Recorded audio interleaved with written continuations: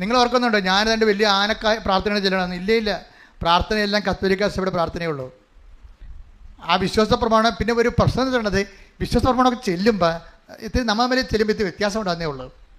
കാര്യം നിങ്ങളിത് പ്രാർത്ഥനയായിട്ട് പട്ടിക പോലെ ചെല്ലുകയാണ്. ഒന്നിൻ്റെ ഒന്നെന്തണ്ടേ, മനസ്സിലല്ലേ? ഏക ദൈവത്തെ ഞാൻ വിശ്വസിക്കുന്നു. ഏക ദൈവം 10,000 നമുക്കെന്താണെന്ന് മനസ്സിൽ എന്താണ് പറയുന്നതിനെ കുറിച്ചൊരു ഐഡിയ ഇല്ലേ? ഏക ദൈവത്തിൽ വിശ്വസിക്കുമെന്ന് പറയുമ്പോഴേ ഏകമായാലും എന്ത് 10,000 എന്ത് ദൈവമല്ലേ, വിശ്വസിച്ചാൽ പോരെ. ഇങ്ങനെ ഒരു വാർത്താ മട്ടിലാണ് നിങ്ങൾ ഈ വിശ്വാസം കൈകാര്യം ചെയ്യണത്. ഞങ്ങൾ ഏകമെന്ന് പറഞ്ഞു കഴിഞ്ഞാൽ ദശാംശത്തിൽ പോലും 00 അത് ഷാർപ്പായിരിക്കും. കാര്യം ഞാൻ ഒരു മനുഷ്യനെ ഏക ദൈവത്തെ വിശ്വസിക്കണമെന്ന് ഒറ്റ വാക്ക് ചങ്ക് കൊണ്ട് പറഞ്ഞാൽ തീരാവുന്ന പ്രശ്നമേ ഇന്ന് മനുഷ്യനെ ഉണ്ടായിട്ടുള്ളൂ. അതാണ് ഞാൻ ഈ കൃപാസന ശുശ്രൂഷ കൊണ്ട് പഠിച്ചെടുത്തത്. അപ്പോൾ ഒരു സാധനം എന്ത് പറയുന്നു എന്നുള്ളതൊക്കെ ആര് പറയുന്നു എന്നുള്ളത് പ്രശ്നമാണ്.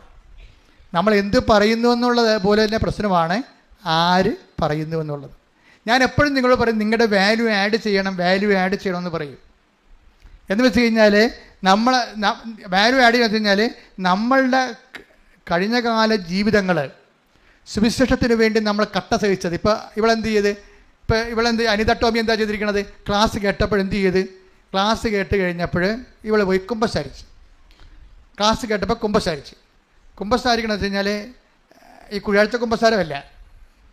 കുഴിയാഴ്ച കുമ്പസാരം അറിയാമല്ലോ, ചത്തവർക്ക് വേണ്ടി മരിച്ചവർക്ക് കുമ്പസാരിക്കണത്. അതായത് ഒരു പശ്ചാത്താപം കാണത്തില്ല പിശാചിന്. അച്ഛൻ കുമ്പസാരം കൂടി ഇരിക്കണ കാരണം അവിടെ പോയി എന്തെങ്കിലും പറയണമെന്ന് ചോദിച്ചാൽ പണ്ടത്തെ പട്ടിക പറഞ്ഞു പോകും. എൻ്റെ അടുത്താണെങ്കിൽ അപ്പോൾ പിടിവരുവാകും. എനിക്കറിയാം കള്ളത്തറയിൽ പറയണമെന്നും ഈ സത്യസന്ധതയില്ലെന്ന്. ഞാൻ മറന്നേ, നിങ്ങളിപ്പോൾ എന്താ പറഞ്ഞത്? ഈ സംഭവമല്ലേ നേരത്തെയും പറഞ്ഞത്? നിങ്ങൾ എന്താ ഉദ്ദേശിക്കുന്നത്? മരിച്ചവരുടെ ആത്മശാന്തിക്ക് വേണ്ടിയാണോ ഇത് കുമ്പസാരിക്കണത്?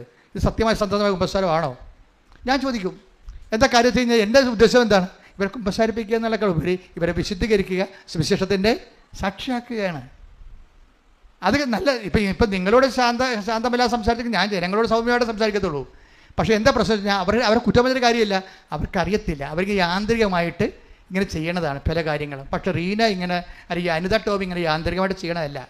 അനിത ടോമി ആത്മാർത്ഥമായിട്ട് ദൈവത്തോട് എനിക്കുള്ള ബന്ധം മുറിഞ്ഞുപോയി. എൻ്റെ വൈരാഗ്യവും, കാര്യം ദൈവസ്നേഹമല്ലേ. അപ്പോൾ എൻ്റെ വൈരാഗ്യം, വിദ്വേഷം അതെല്ലാം കൊണ്ട് അത് മുറിഞ്ഞുപോയി.